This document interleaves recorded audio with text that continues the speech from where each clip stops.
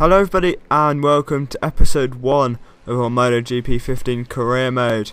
And straight away here we are in qualifying for the Qatar Grand Prix, and I've set 2 red sectors which is fastest of anyone and 1 orange here. This is looking very good, especially the slipstream of the bike ahead. We're going to come over 288 to beat. It's going to be it's a 29599 which puts us up in 7th place. So this is my MotoGP career mode. We are in our private team called Luke Racing and we are on the Mahindra bike, so the worst bike you can get, but as you can see here we're just upgrading our bike as we're looking to get back on track to try and set a better time. Unfortunately though, that didn't happen, so in the end we just retired from qualifying, and Danny Kent took pole position with a 286, improving that time even more from Navarro and Oliveira. Quartararo was 4th, Antonelli 5th, Vasquez 6th, Masbu and Hanako went ahead of us, and we were down in 9th. We definitely had the chance to be in those front row. This is on hard difficulty, the second hardest difficulty you can get, but we've been quite disappointed. I was quite disappointed in the end to come 9th, especially after I set 2 red sectors, but my last sector was very, very slow compared to the AI. So that's your grid. Bastianini 10th, Binder, Locatelli, McPhee, Banega, Ferrari, Finati up to 16th. So in this episode basically I'm just going to talk about MotoGP in general, and especially the MotoGP race around Valencia, and also about the Marc Marquez versus Valentino Rossi situation. But we've got off to a decent start. We're still in 9th, and as soon as it settles down we'll get into this topic of the discussion. We're going up the inside now of a couple of riders, Masbu and Hanako. We're going to be able to keep up the inside of Hanako. We are now up the inside of Masbu and Antonelli. Jumping to 6th already here. We might be able to challenge for the lead group. Looking at the inside of Vasquez, but we've turned in later than them, hoping to get a good exit out of here, which we have. We're all over Quartararo into this right-hander, taking that flat out, and now maybe go underneath Quartararo here into this right-hander. Our straight line speed is very much down on the other bikes, such as the Leopard, of course on the Honda bike, but the Honda and the KTMs are definitely going to be much better than us. But we're now to 6th, so it's been a good start from us, and we'll be able to keep with Quartararo. I'm not sure if we will, and we've run a little bit wide there, which is not going to be great. And yeah, I think that's pretty much that over, so we're going to have to be defending our 6th now. So anyway, Jorge Lorenzo won the MotoGP race around Valencia, and in the end won the MotoGP World Championship by 5 points from Valentino Rossi. He dominated the race on paper, but it was very, very tense as we're maybe looking up, going up the inside of Quartararo here, but we run wide again. This is good riding for us all over Quartararo. Got a good exit out of there. We might have a chance here. Down this mini straight with very much lean angle there. Hopefully get a good line through this right-hander. But no, we've run on the curb, we've run wide, and that could be the end of our charge for now. So Jorge Lorenzo won the race from Marc Marquez and Dani Pedrosa. Valentino Rossi, a gutsy effort from him, come from last on the grid to come home in 4th in the end, but it wasn't enough for the championship, and Jorge Lorenzo won the title. So it's going to topic of discussion today, of course, is Valentino Rossi and Marc Marquez. After the Australian Grand Prix, Marc Marquez won from Jorge Lorenzo and Andre Iannone, with Valentino Rossi down in 4th, cutting the gap between Jorge Lorenzo and Valentino Rossi down to 11 points in Rossi's favour, of course. And Rossi accused Marc Marquez of purposely messing with Valentino Rossi. They had a race-long battle for those positions with Iannone. He accused him of playing with him to help Jorge Lorenzo win the world title. Now, first of all, I point out that Marc Marquez rode one of the greatest laps in history of MotoGP to beat Jorge Lorenzo on the final lap of the race to win the race. So yeah, that was very interesting comment from Valentino Rossi. Not sure what he was talking about really. He actually helped Rossi in the end, because that gap would have been down to 6 points going into Malaysia if Lorenzo had won. But anyway, this continued over to Sepang, where he made these comments on Thursday, and then in the race there was a race-long battle between Marc Marquez and Valentino Rossi. Rossi accusing Marc Marquez yet again of trying to hold him up and help Lorenzo win the world title, who came home in 2nd in that race, and Pedrosa won, of course. But on quite deep into the race, around, I'm not sure, around the halfway mark, I believe we run very wide there. Halfway mark, Valentino Rossi ran Marc Marquez out wide, and I think that's what he got the penalty for in the end. He actually got the penalty for running him out wide, and in the end Marc Marquez went down because of Valentino Rossi, as we do a bit of a backflip there just for to see what happens. So then we've used our rewind. Of course we have 6 rewinds. We'll be using them because I'm very new to this game indeed.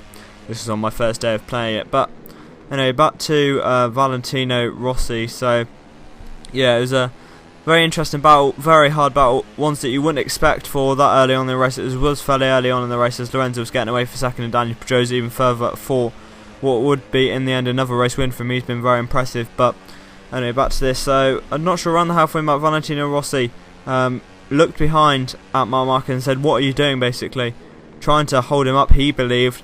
And then later on in that lap, he ran Marc Marquez wide on the penultimate corner on the right-hander, and Marc Marquez tried to lean into the corner, and I think he got tugged on, Rossi's leg tugged onto Marc Marquez's brake bar, and that was him out of the Malaysian Grand Prix. So Valentino Rossi claimed that Marc Marquez cost him the World Championship, as in the end Valentino Rossi came second in the championship. But I say this to Valentino Rossi: you lost yourself the championship in Sepang on Thursday when you came out and accused Marc Marquez of cheating, basically.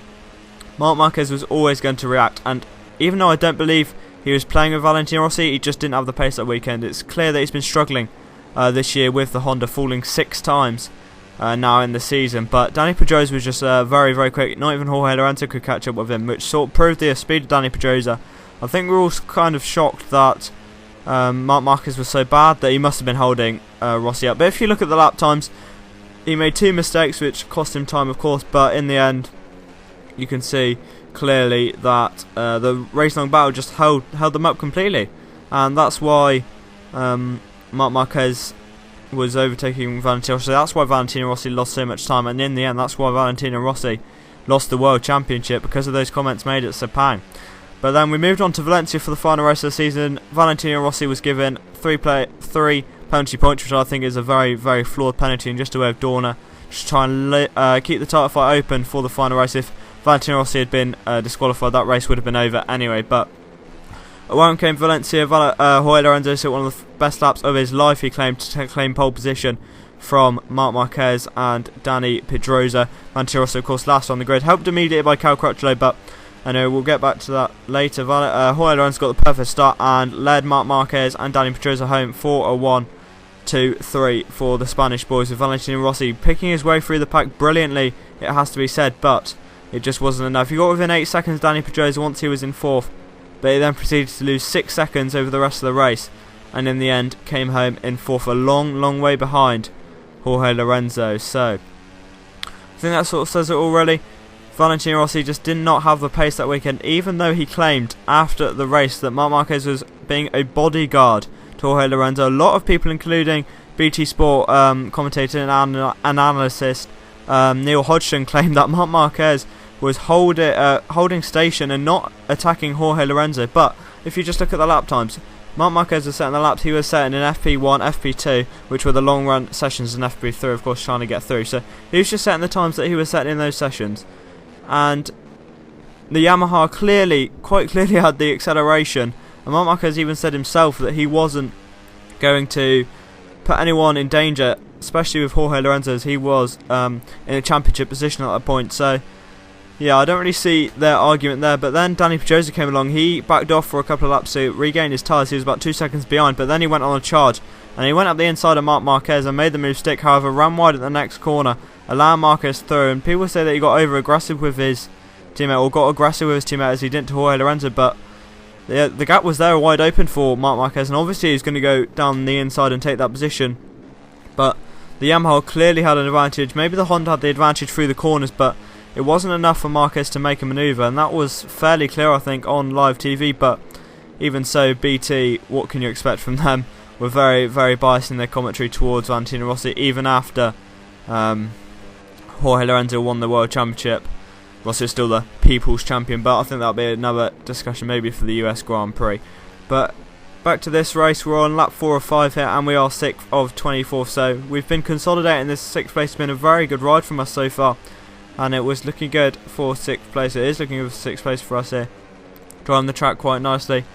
Not staying too far behind. I'm not sure who's in front. I think it might be Quartararo, but not staying too far behind it, to us, or Navarro. But yeah, we're not too far behind the front group, and we're staying pretty good distance behind for the people behind. I think that's Antonelli. Yeah, Navarro just had 3.6 seconds, and Binder now 2 seconds behind us. So anyway, Valentino Rossi obviously claimed that he was, well, no, he didn't claim, sorry. He was proclaimed the People's Champion by many, and Marc Marquez and Jorge Lorenzo, for some reason, have been given death threats on the internet, which I think is quite unacceptable, really, given that the MotoGP riders are the best that they are in the world. Jorge Lorenzo has been zero respect for winning the greatest thing you can win in motorsport, the World Championship. He's now a 5-time World Champion, only 4 off, amazingly, Valentino Rossi, and I think Valentino Rossi made these comments because he is scared that that was his last ever chance of winning a World Championship. With a resurgent Marc Marquez being expected next season and Jorge Lorenzo getting back to form, he wasn't in the greatest of form in 2015, let's be honest here. I think that was Valentino Rossi's last chance to win a title, and I think he agreed with that. So that's why he wanted to make those comments, and that's why he effectively took the shine away from Jorge Lorenzo. Even after winning, he gave no congratulations to Lorenzo for winning the title. He said that even Lorenzo would not be happy in winning the championship this way. But yeah, back to the Rossi fans, and I think that if Valentino Rossi had won this way, with Marc Marquez not overtaking, they would praise him for following the code. In fact, Marc Marquez did follow the unwritten rule, which so many Rossi fans and Rossi himself proclaimed he should follow after Malaysia, which is not to interfere with the championship battle. Marc Marquez didn't interfere with the championship battle. If you're looking at it from that way, he let Jorge Lorenzo win. And that is not interfering with the championship battle. He didn't try and overtake him. He didn't try and make a stupid move, and he didn't interfere in the World Championship in the end. So that is very hypocritical from the Rossi fans, but that's everything you can expect. Yeah, BT Sport were an embarrassment. That's one of the worst commentary calls I've seen in any sports. But yeah, we'll move on from that, and we're on the final lap of the race here, coming through this right-hand section again, running wide once again. It's been a pretty good race from us in the end. Binder up in 7th, having a good battle with Mazbu. So yeah, just to summarise, Jorge Lorenzo is a very deserving world champion, but unfortunately, Valentino Rossi and Valentino Rossi fans themselves just cannot accept that. But I know we're coming around the final corner just about now, and we are going to claim 6th place here, which is quite an impressive start, I think, for us on these Moto3 bikes, of course.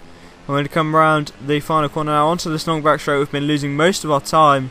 Luke Julian is going to come home in 6th place in the first race on the Mahindra on hard difficulty. What a great race that was. Great controlling race. Do a small wheelie across the line.